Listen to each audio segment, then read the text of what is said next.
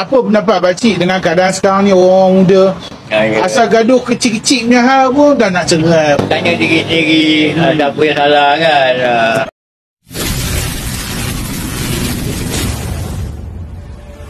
Assalamualaikum.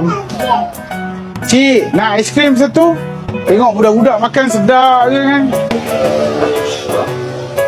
Oh. Ni kedai pakcik kan? Ni kedai pakcik kan? Berapa lama pakcik niaga ni? 30 tahun lah. 30 tahun kan? Cantik kedai kampung. Oh ni kedai pakcik ni? Ya.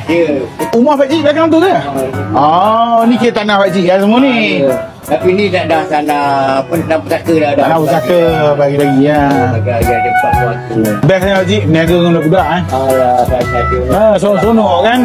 tak lapar. Betul? Bukan tidur je pun tak elok kan. Kira pakcik dengan pakcik dah berapa tahun di rumah tangga ni? Tukang lebih juga. Pakcik, boleh saya tanya sikit, apa yang menyebabkan makcik suka kat pakcik dulu? Yang buatkan makcik kata tak apalah, saya sudilah kahwin dengan awak.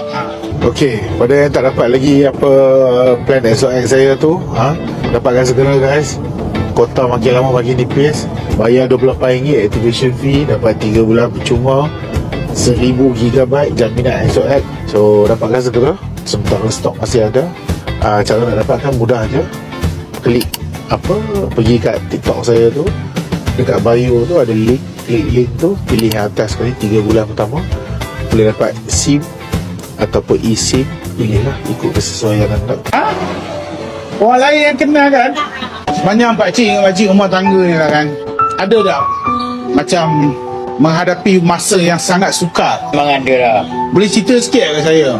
Sukar tu macam mana tau? Dia masa tu daripada keluar daripada sini, dia dengan gaji yang kena kecil, melanggung lah, masalah ada mak lagi.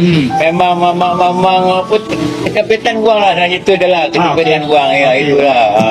Tapi kira time tu zaman susah lagi lah. Memang susah lah. Apa pendapat pakcik dengan keadaan sekarang ni orang muda? Asal gaduh kecil-kecil punya hal pun dah nak cerai apa semua. Pertama, iman dia tak ada, saya dengar lah. Iman tak ada, kesabaran tak ada. Kesabaran tak ada. Kesabaran tak ada. Jadi, memang betul lah, rumah tangga tu memang kerap ada krisis kan. Kita kena sabar lah. Sebab rumah tangga memang diuji kan. Betul lah. Tak tahu dia orang ni macam zaman sekarang budak tak sabar je. Fikir hal pun asal tak sikit dia kena tweet sikit je dah mula dah. Tanya diri sendiri ada apa yang salah kan.